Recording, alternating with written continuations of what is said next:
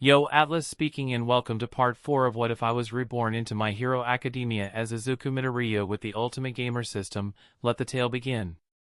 Chapter 38, Symbols Collide. Mom? Focus, damn nerd.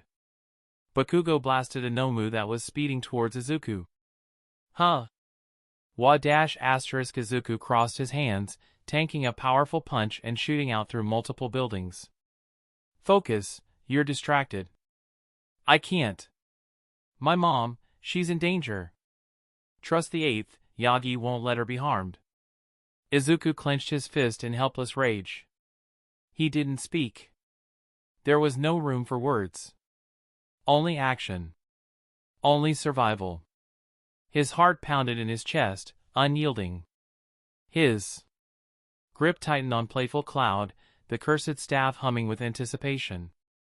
The time for restraint had ended. Damn it all! Elsewhere, deeper in the labyrinthine corridors of UA, another nightmare unfurled. All Might sprinted, his heart racing faster than his feet could carry him. He had to reach Izuku. His student. His successor. His pride. His fear was silent but loud, a wolf gnawing at the back of his mind. He needed to protect his son. He didn't notice the portal until it opened before him, until the darkness thickened and the world stilled. And then the man stepped through. No monster. All for one. Tall, broad, cloaked in shadows deeper than any night. His mask gleamed beneath the dull light, and behind it came a voice. That sounded like rot and rust. It's been a long time, the villain said, his voice slithering through the air. I was wondering when I'd see your naive face. Again. All Might stopped, muscles tense, breath ragged. His eyes locked onto the figure before him. Rage. Disgust. Hatred. They churned together in his gut. All for one tilted his head. You didn't think I'd let you interfere, did you? His tone was mocking, laced with venom. Your little student is busy dying. Let him. All Might's fists clenched, nails biting into his palms. Not now, not inside UA. Not while his son was in danger. Move, he muttered in barely controlled rage. The villain chuckled, low and dark. No. The symbol of peace collided with the symbol of evil in a powerful explosion of strength. There was no time for speeches. No time for fear. The Nomu surged forward as one, snarling and inhuman, but Izuku was already leaping into action. Playful Cloud spun in his hands, its cursed weight a perfect extension of his rage. He struck first. The first Nomu's head snapped sideways, the force of the blow cratering the wall behind it. Bricks shattered. Wood splintered. The monster crumbled but didn't fall. Its head twisted back unnaturally, bones snapping as it snarled. Izuku didn't stop. He spun, low and fast, the staff crashing into the gut of the second Nomu with a crunch that echoed like thunder. The beast staggered, stumbling through shattered glass. Blood sprayed. Not enough. Never enough. The third was faster, claws raking through the air. Izuku ducked, felt the sting of air slicing his cheek, but he moved beneath the strike and drove his elbow into the creature's ribcage. Bone cracked. Playful Cloud followed one strike, 2. 3 each hit shattering flesh, caving bone, until the Nomu was nothing but broken meat on the ground. But the others kept coming. Izuku realized that he can't win. He needed help. The only person that is strong enough and available near him is none other than her. Momo, he shouted at the top of his lungs as multiple Nomus pummeled him down. Momo's figure jumped down from the 3rd floor, her eyes showing a determined fearless rage. Her body was coated with multiple layers of graphene, a carbon-based material that is around 300 times stronger than steel, 60+ times stronger than diamonds. Her armor was pure black, wearing impact-absorbing materials beneath it. This is the armor that Izuku suggested to her after 2 weeks of heavy training. She refused to wear it during the sports. Festival AA, she considered it cheating. Unexpectedly, Momo never expected to need to use it today, the same day of the sports festival. She held an electric whip that scorched the earth as she landed, charged up with the help of Kaminari. Wearing red protective night vision goggles that can withstand bullets, she dashed forward with a nimble body, courtesy of Uraraka. Get off! She whipped forward, dissecting two Nomus clean in half, halting their regeneration with the powerful heat. Atta girl! Izuku praised and spun, pulling himself out of the Nomu's grip with a powerful kick to the face. He stood near her, a face of pride in full bloom. This is what he worked so hard for, this is what he trained them to do. This is why he always pushed them to the absolute limit and beyond it. Teal handle those two things, you handle the other two, Momo spoke with confidence.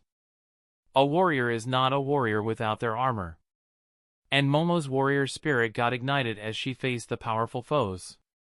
Teal help her, Uraraka hovered down, holding a huge heavy steel mallet connected by chains, courtesy of Momo. It was bigger than her, so heavy it can't be lifted by a common person. Luckily, she can wield it due to her quirk. The two girls looked at each other and nodded. It has to be said, nothing can bend the will of the human spirit. Thanks, I'll leave those two to you. Izuku jumped back, leaving Momo and Uraraka to handle the Hedgehog Nomu and the Claw Nomu. With Tokoemi still busy pummeling the Sound Nomu, he had the Hawk and Power Nomu left. Bakugo! Ha! Can you handle the big bird thing? TCH. Like hell, I'm gonna let some overgrown chicken get the best of me. I'll crush it, even if it kills me, asterisk. Bakugo lunged forward, his explosions propelling him in height speed as he blasted the feathered beast. Your opponent is me. DIL, he spun and delivered a devastating attack, his face showing a feral grin. Izuku watched from below as Bakugo engaged with the large monster midair. His gaze landed on Shoto. Shoto nodded, ice exploding him upwardly toward Bakugo. Now it's only you and me, you big fuck, Izuku cracked his knuckles, holding playful Cloud in his hand. The beast roared as it lunged forward, using its durable skin as a shield as it slammed into Izuku. The beast expected Izuku to fall back, be pushed or even get trampled under its weight, but never did it think that Izuku would just tank the attack, standing there as his hand emitted steam from the powerful impact. Power. A quirk that allows its user to enhance the basic attributes of the body greatly. Combined with regeneration and bronze skin, it created a being to be reckoned with. But nothing that 50% of One for All couldn't handle.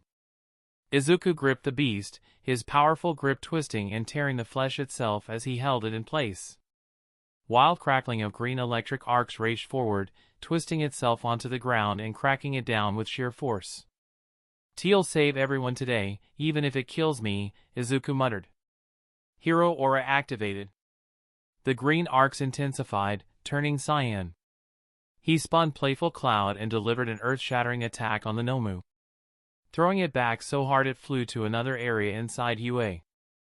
Izuku jumped atop of the beast, using it as a form of transportation as he traveled to his mother's apartment. Fists collided with fury. All Might struck first, his punch a meteor that split the air. All for One met it, hand open, catching the force like a god, holding back thunder. The impact cracked the ground, shaking the earth beneath their feet. Neither man moved. You're weaker, All for One taunted, his voice low, dangerous.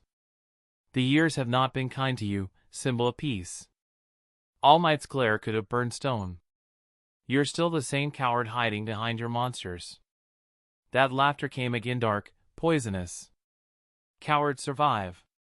Heroes die. All Might lunged, fists blazing with power. A strike aimed to break mountains slammed forward, but All for One twisted, dodging with unnatural ease. His counter-strike tore through the air, slamming into All Might's ribs, sending him crashing into the wall with enough force to crater steel. And I'll make sure to be the coward that buried the hero, he walked towards him, deliberately slowly. All Might stood up, his figure moving from side to side. AFO paused, an incredulous expression on his face. Are you drunk? He asked with genuine surprise. All Might coughed, steadying himself. TM. Not, he bolted forward, delivering a kick that the opponent blocked with ease. AFO redirected the momentum against him as he spun and delivered a counter-strike. You're weaker, he punched his injured side. Slower, he kneed his chin. And you dare get drunk? He kicked him back. With indignant rage. Just how much did you look down on me? Did you think that just because you were inside this place that I wouldn't attack? You? AFO grabbed him by the shirt. You've gone soft. All Might directly headbutted the man, knocking out a tooth. I see you haven't changed. All Might stood back shakily. It was bad. He had used his time for the sports festival. He has less than 8 minutes remaining. Never in a million years did he expect him to attack now, especially with all the added security. Unfortunately, no electronic security system can survive AFO's quirk attacks. And no one was strong enough to fight him. No one but him. So the only way was to finish this as fast as possible, to burn everything that he has to put this beast down, once and for all. But his son was in danger. All Might stood. His shadow rose like a mountain, unyielding. I'll reach him, he snarled. I'll tear you down to do it. All for one step closer, each word a blade. You'll fall long before that. Tonight, one of us will fall and it's not going to be me. All Might's eyes narrowed dangerously. You're really hell-bent on saving that kid. Is it because he is your successor or is it something deeper? AFO analyzed his expression calmly. Oh, what do we have here? Love, isn't it? Beautiful thing, I reckon. Countless times have I fallen in my youth. Now I understand why you were drunk, AFO cackled. You love his mother, don't you? You want to live a normal life, don't you? You want to die old, don't you? I'll grant that to you. Just hand over one for all and it'll leave you be. Promise -- AFO lied with ease. You rotten old monster, one for all will not be handed over to you, not even over my dead body. All Might punched forward at 100%, breaking multiple buildings inside UA.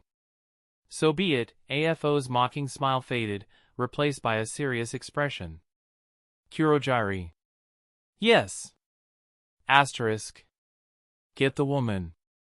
Like I'd let you. All Might slammed his fist into All for One's face, the impact shaking the entire area. But the villain didn't fall. Didn't stagger. He laughed. I'll crush your hope, All for One hissed. Teal burn your legacy to ash. All Might didn't flinch. Then I'll die standing over your corpse. Their fight intensified, not allowing any of the other teacher to intervene. I can't do anything. I have to see him to disable his quirk, but he is moving too fast, Izawa muttered through the headpiece.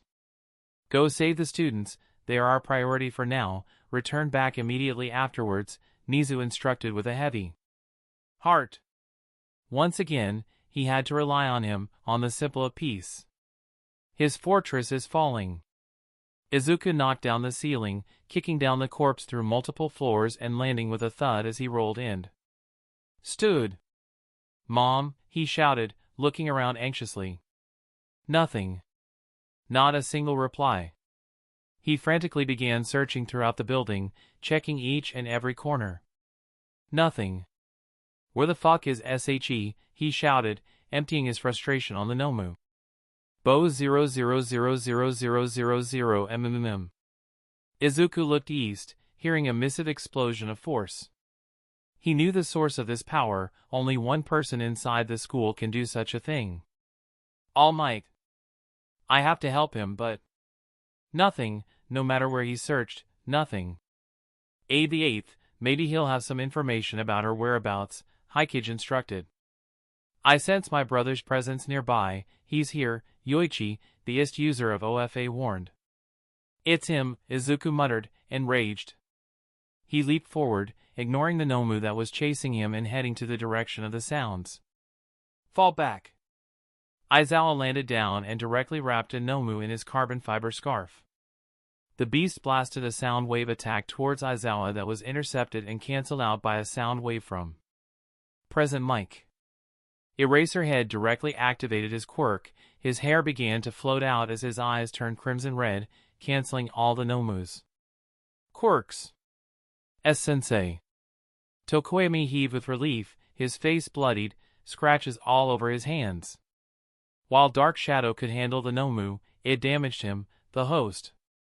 The debris and shockwaves from the attacks rendered his muscles numb and injured.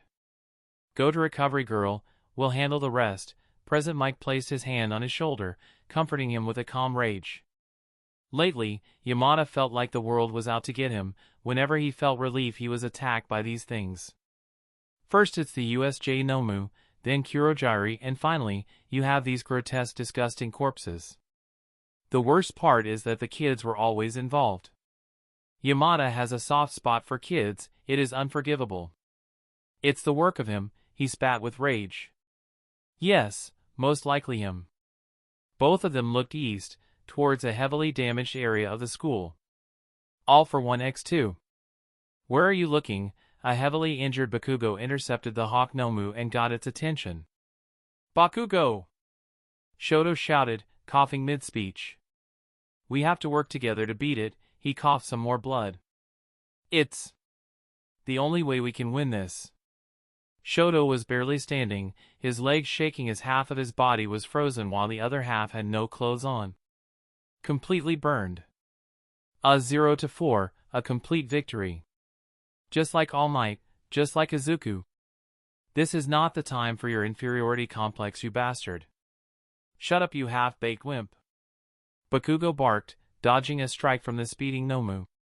He has learned to adapt at its speed, dodging based on the vibrations in the air and relying on his instincts and fast reflexes. He can't rely on Shoto, he is injured, badly. Today, Bakugo pushed his limits to the absolute limit, he is running on pure willpower. He knows that Shoto is also in a state of half-consciousness. The guy was heavily injured during the festival and had little energy left to fight this monster. He ended up fighting it anyway, and now he's even more injured. Complete victory, he muttered as he heaved in a haze of exhaustion, steam rising from his skin. Multiple small sparks started igniting all over his body, turning his irises into an explosive shape as his figure began to glow. Out. Chapter 39 War. The halls of UA were a war zone. Blood smeared the pristine floors, the overhead lights flickering in protest as the battle raged. The air stank of burning flesh and metal, the sound of screeching steel and shattering walls filling the corridors. Momo Yaoyorozu and Ochako Uraraka stood in the middle of it all, backs against each other, weapons gripped tight. Before them, two towering monstrosities loomed. The first was a nightmare of jagged metal, its body covered in thick, needle-like quills of gleaming steel. Every movement sent a sickening scrape through the air, like knives dragging against stone. The hedgehog Nomu. The second was leaner but no less terrifying. Its fingers stretched into razor-sharp claws, each one glinting under the dim lights. Faster than the eye could track, built for tearing through flesh and bone with ease. The Claw Nomu. The two girls were contemplating how Izuku managed to take 3 more things like these. They saw the Claw Nomu and multiple other Nomus tear through him, but they didn't manage to penetrate his skin. Izuku is tough, that was their conclusion. Momo took a steady breath, adjusting the grip on her electric whip. Her body was covered in sleek, triple-layered graphene armor, her bulletproof glasses reflecting the Nomu's twisted forms. She had reinforced herself as much as possible. But it wasn't enough to withstand all the hits, it was starting to wear off of her. It wouldn't be enough. But it had to be. No one will help her, she's the hero. She's the one that helps. Luckily, she has Uraraka. Uraraka dash, she started, but she didn't need to finish. Ochako was already moving. With a roar, she swung her steel Morningstar, the massive weapon nearly the size of her own body. It arched through the air, a heavy blur of destruction, the chain rattling as it followed. The impact sent shockwaves through the hall, denting the floor as the hedgehog Nomu dodged at the last second, its steel quills bristling in warning. The air around it whistled in, then the spikes shot outward, a deadly rain of metal projectiles. "Move!" Momo shouted, already reacting. Uraraka barely rolled in time, but a few spikes still grazed her arm, cutting through her sleeve and drawing blood. She hissed but didn't stop, using the momentum to swing her Morningstar again. The claw Nomu was faster. A blur of movement, then the sound of metal slicing. Uraraka barely raised her weapon in time, the Nomu's claws clanging against the steel. Sparks erupted. The sheer force knocked her back, boots skidding across the ground. Momo reacted and cracked her whip. A bolt of electricity surged through the air, striking the claw Nomu dead on. It convulsed violently, its body jerking as the current fried through its nervous system. But a second later, it let out a guttural snarl and kept moving. The hedgehog Nomu lunged at Uraraka, moving far faster than something covered in steel spikes should. Its quills bristled. Another volley of deadly projectiles ready to fire. Uraraka narrowed her eyes, focusing entirely on the attack as all the sounds in the world quieted down. She ducked at the last second, throwing her chain forward. The metal links wrapped around the Nomu's leg. It snarled, trying to shake her off. Uraraka directly let it off without struggling. Using the force of its movement, she yanked hard, sending herself into a spin. The Morningstar followed, an unstoppable wrecking ball of destruction. Release. Boom! The head of the hammer slammed into the hedgehog Nomu's side, the sheer force sending it careening into the wall. The concrete split, dust exploding into the air. It twitched, still regenerating, but Uraraka wasn't done. She pulled the chain, sending the weapon hurtling down again, aiming for its skull. Too slow. The claw Nomu intercepted. It slashed downward, the claws slicing straight through the chain like butter. The severed links clattered to the ground. Uraraka's Morningstar crashed into the floor instead, the sudden momentum shift making her stumble. That was all the opening it needed. The Nomu lunged. Uraraka. Momo slammed her armored body into Uraraka, knocking her out of the way as the Nomu's claws raked through the space where she had just been. A second slower, and it would have cut straight through flesh and bone. The armor was 300 times stronger than steel, 60 times stronger than diamonds. But Momo wasn't unscathed. Blood dripped down her arm, 3 deep gashes tearing through her graphene armor. The impact had lessened the damage, but not by much. Pain flared hot and sharp. She gritted her teeth. No time to acknowledge it. New plan, she panted, forcing herself up. Till handle the claw. You take Spike. Go for the head. They can't regenerate if we keep breaking them faster than they can heal, she added as she lured it away.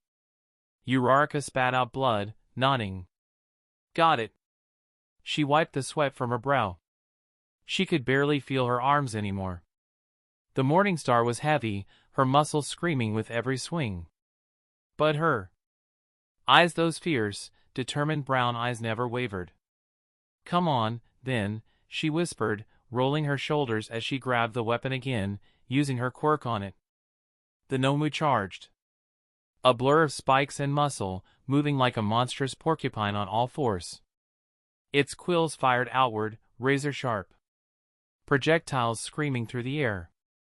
Uraraka spun, the Morningstar smashed into the ground, the force shattering the concrete and kicking up debris. She used it as cover, twisting her body, avoiding the storm of steel death as she hid behind the large chunks. Uraraka yanked the chain, the Morningstar whipped through the air like a meteor. Release. It collided with the Nomu's skull, a sickening crack splitting the air as its head snapped sideways, quills breaking off from the sheer force. Blood sprayed. The beast crashed into a wall, but it wasn't dead. Not yet. Uraraka didn't stop. She pulled the weapon back and lunged. The Nomu's quills were retracting a brief opening in its defense. She twisted, swinging low. Crack! The morning star demolished its kneecap, the joint exploding in a mess of flesh and shattered bone. The Nomu's body twisted unnaturally. It tried to regenerate, but its balance was off, its movements growing sluggish. Uraraka exhaled, sweat dripping from her chin. It snapped its head toward her, quills beginning to grow back. Uraraka kicked off the ground, dodging the next barrage of spikes. Then, a shadow loomed overhead. You did well. Aizawa had arrived. His scar flashed out, snaking the Nomu's throat. Its regeneration halted instantly as his eyes gleamed crimson. Finish it. Uraraka directly spun the large morning star, building momentum until she let it go at the last second. Morning star! The Nomu barely had time to screech before she brought it down. B00000000M. The entire skull imploded. Silence. Uraraka panted, shoulders heaving, the morning star chain resting at her side. Aizawa nodded in approval. Rather, he was extremely proud, but he won't show it. Can you move? Yes. Let's move. The dew went to aid Momo. Izuku shot through the air, wild violent crackling of electric arcs shooting out of his body in all directions, closely being followed by the power Nomu. A figure shot out from below, tackling the powerful Nomu in a tight embrace as it dragged it into a high altitude.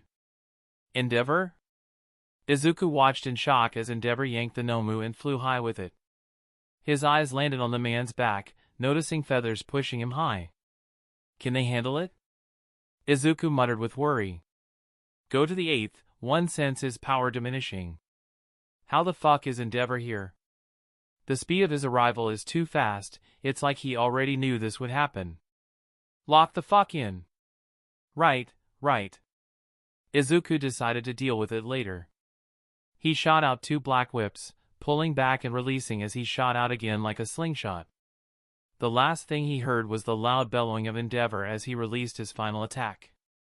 Prominence burn. Ha ha ha. Bakugo stood, shoulders heaving, arms smeared with dirt and his own blood. His red eyes gleamed in the dim light, his expression twisted into something between a grin and a snarl. Across from him, wings stretched wide, stood the hawk Nomu. It was taller than him, lean yet powerful, its entire frame built for speed and precision. Feathers like sharpened blades rustled in the wind, reflecting the light of nearby fires. Its claws flexed, dripping with crimson, its piercing eyes void of emotion. Bakugo! Fall back, we must wait for reinforcement to arrive. Shoto shouted desperately, trying his best to shake them off. I am the reinforcement. Bakugo pulled out the sharp feathers from his shoulder, drawing blood from him. He doesn't know why, but he felt really good. Bakugo barely registered the sting. What mattered was simple. It was fast. Too fast. And it was pissing him off. Bakugo's figure blurred, appearing above the Nomu as his hand snatched its face, exploding a powerful booming explosive. Force that recoiled his hand back with a powerful force. He used the recoil to his advantage, spinning and delivering another powerful detonation directly into the back of its head. The beast shrieked with pain, half of its face getting melted and scorched black. It was so hot that its healing wasn't keeping up with the damage. It shot another attack of sharp feather, aiming directly at him and ignoring Shoto, who was freezing its legs. Bakugo's eyes widened, his mind stopped thinking and his body began acting on instinct. The world slowed down to a tick. Then, by pure instinct, he directly exploded upwards from his feet. He blinked in realization as he towered high above. He can use his feet to make explosions. Bakugo grinned savagely. Gotcha. He directly appeared above it. Bakugo's body crackled with raw energy, his palms igniting with an intense, golden-orange glow as he spread his arms wide. His awakened state pushed his quirk to new limits. His sweat combusted faster, hotter, and with unparalleled precision. Howitzer volley. In an instant, his arms became a blur, unleashing a relentless torrent of explosions like a high-caliber Gatling gun. Each blast fired in rapid succession, the recoil propelling him into an unpredictable aerial assault. His movements were erratic, yet controlled, weaving through the battlefield like a comet streaking across the sky. Shoto made sure to keep the Nomu at bay, locking his movement with Sub-Zero ice. The shockwaves from each detonation overlapped, amplifying the destructive force as the sheer volume of explosions filled the air with deafening booms. Fiery bursts scorched the earth, leaving behind a storm of concussive force and shrapnel. Like debris, the Nomu had nowhere to run. Every angle was covered in a relentless, inescapable barrage. The final blasts came in a synchronized climax, each one hitting harder than the last, culminating in an earth-shattering explosion that sent a towering column of fire and smoke into the sky. As the dust settled, Bakugo landed with a controlled skid, steam rising from his upper body, his chest heaving with exhilaration. Ha! Ha! I win, he puked out some blood, eyes rolling back as he fell forward, leaving behind a charred corpse that was turning to ash. Bakugo! On another location, Momo danced with the electric whip, scorching the ground from multiple impacts from her attacks. She was forced to make another whip to lure out the beast in the direction she wants it to go to. Momo attacked from multiple angles, her armor was deteriorating at high speed, multiple slashed marks and torn pieces. While the armor is extremely durable, it can't withstand the heavy impacts that she was receiving.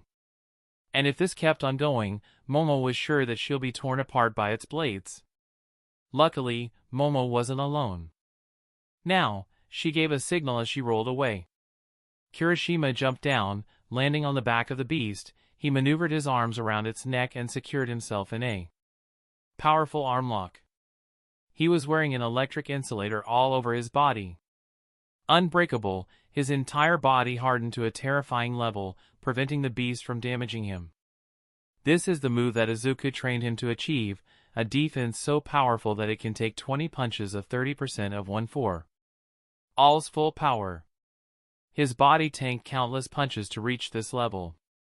The side effect is clear, he's incapable of movement as long as he holds this form. As such, Kirishima learned to use Unbreakable only when his body is the main focus of his enemies, opting to take the rule of a tank with an aggro skill.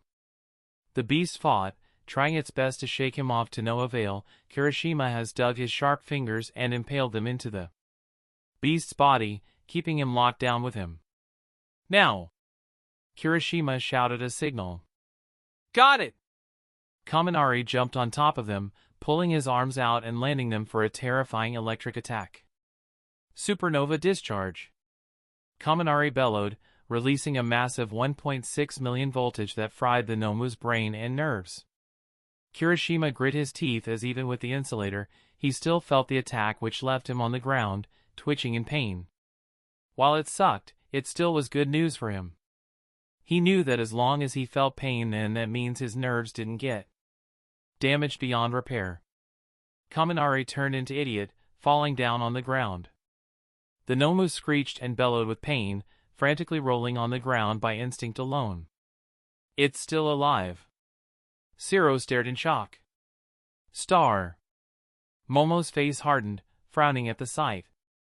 No way. Jiro's face collapsed with realization.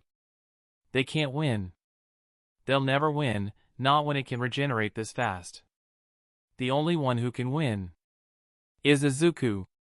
Or so did Jiro thought. Guys!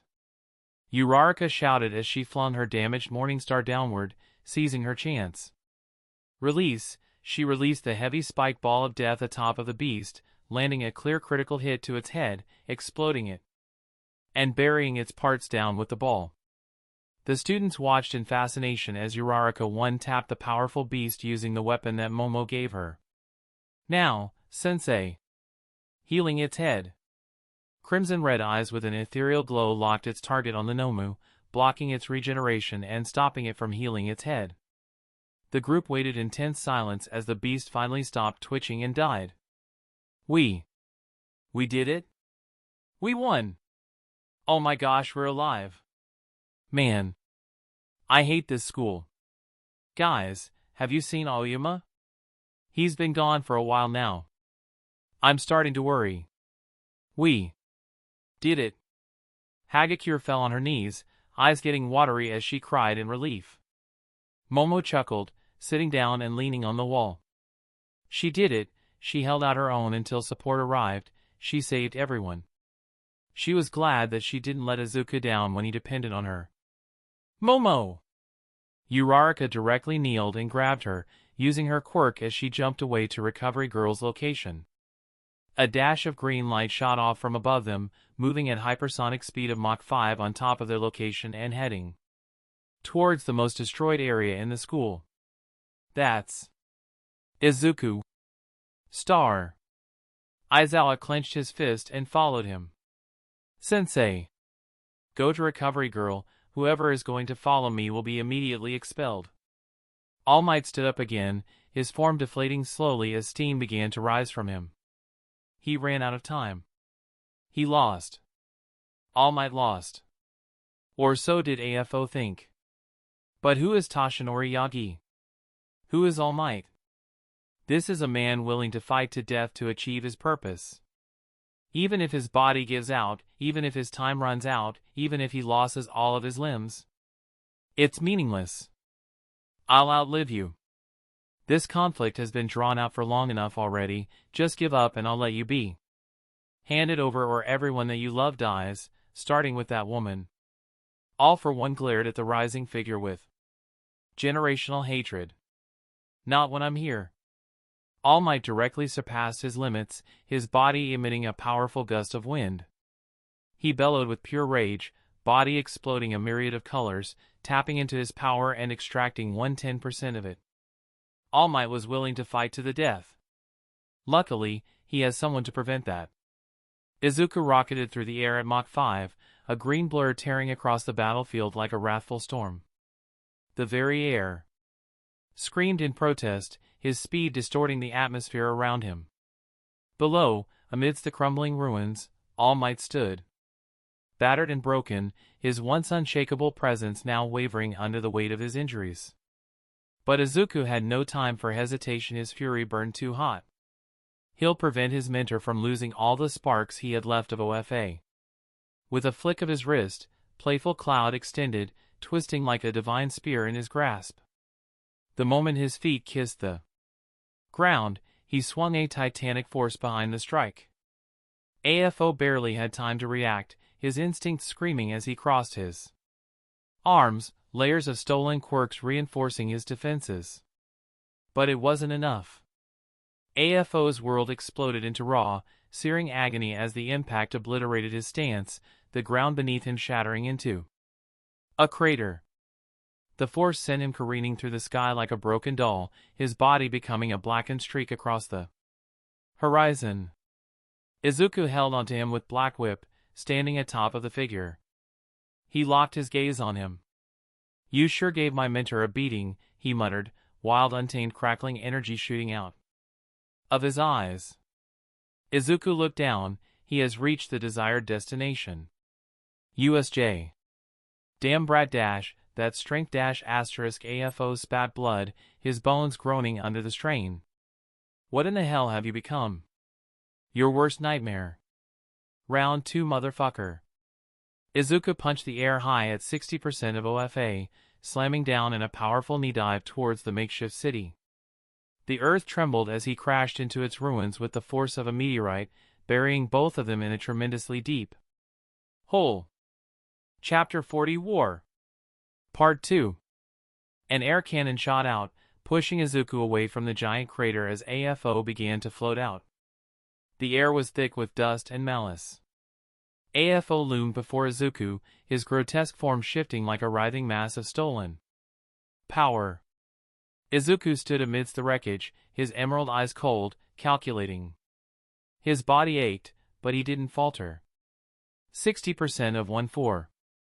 All surged through him, arcs of lightning crackling off his skin. Playful cloud spun in his grip, its sheer presence a testament to his monstrous strength.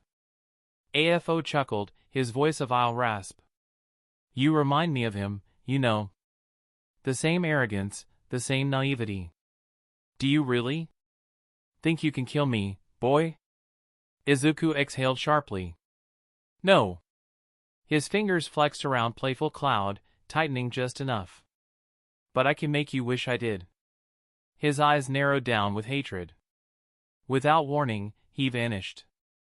AFO's eyes widened, presence sense pinged off in 100 different directions at once. Izuku was everywhere. A blur to the left, a feint. A flicker above smokescreen. A step forward and after image.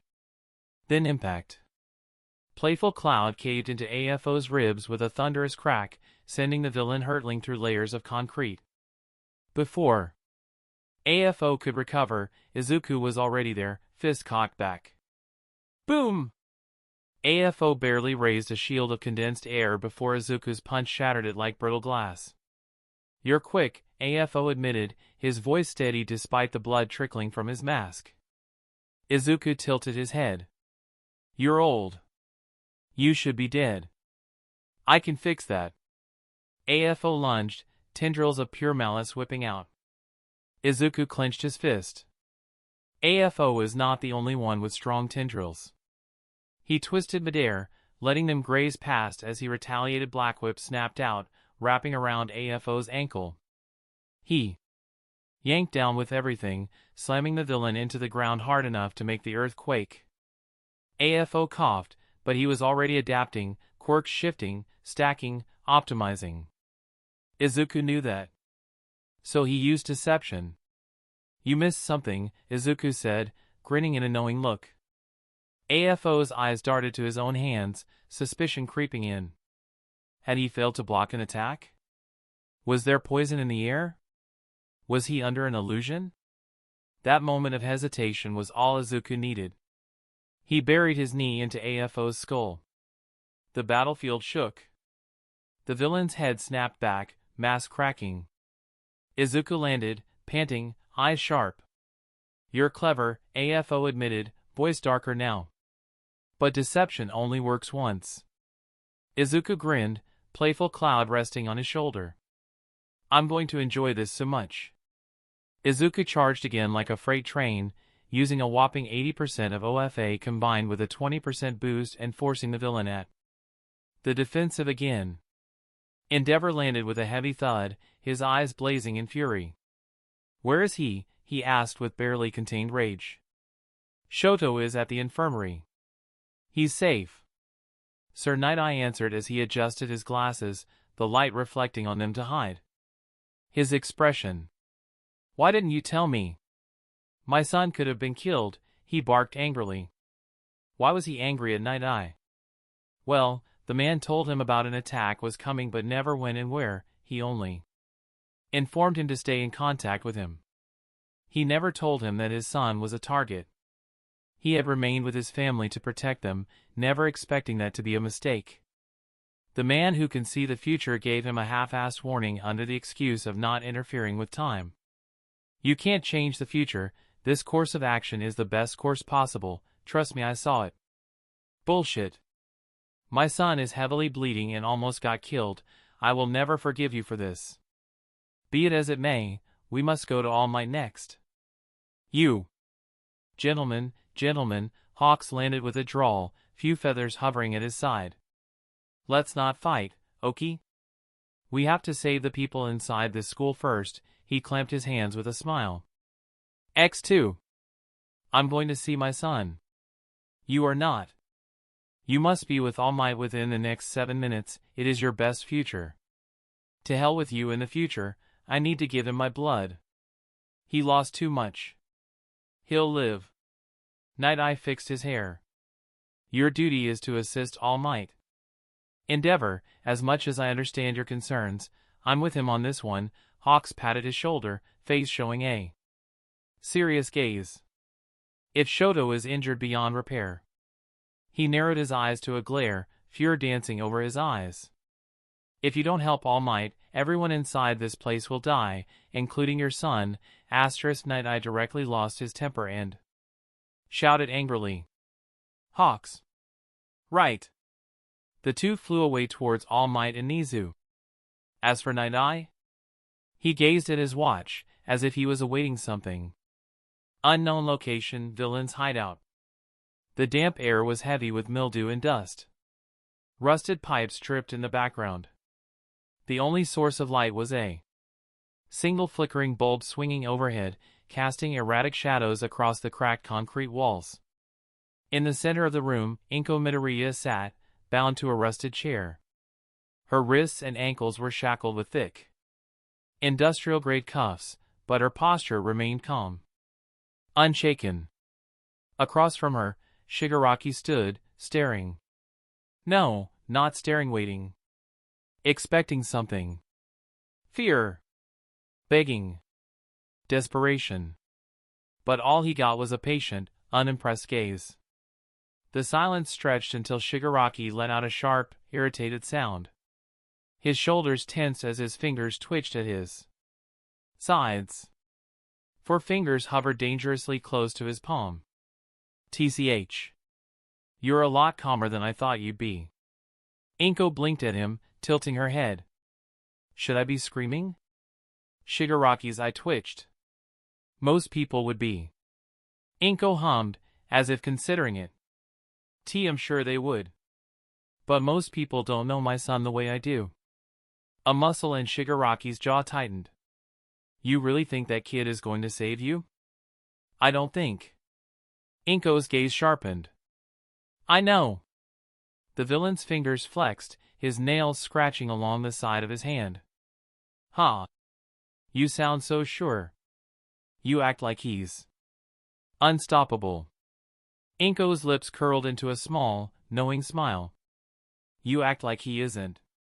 Shigaraki froze. For a moment, just a moment, there was something in his eyes. Something that flashed between anger, frustration, and something more fragile. Doubt. He hit it fast, but Inko saw it. And she pressed. You're scared of him, aren't you? She asked, her voice gentle, but piercing. Shigaraki scoffed. Me? Scared of that stupid hero wannabe? Yes. Inko's tone never wavered.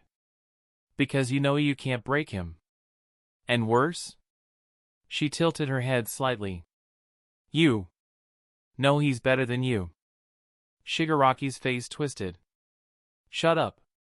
He's stronger, faster, and more determined than you could ever be, she continued, her eyes locking onto his like steel pins. You think you've suffered? You think you're the only one who's had pain? Izuku has had to fight for everything, every breath, every step.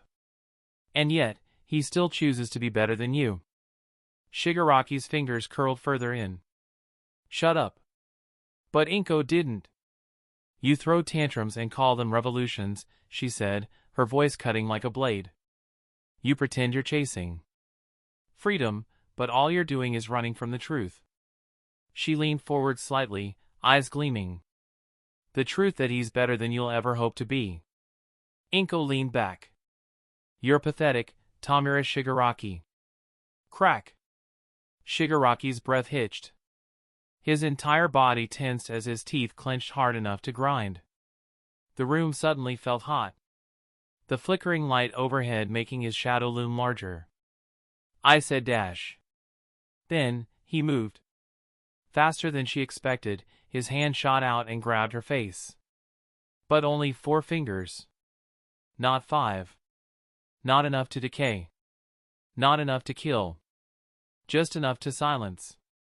Inko's words died in her throat, but her eyes still burned with defiance. She held her eyes from watering.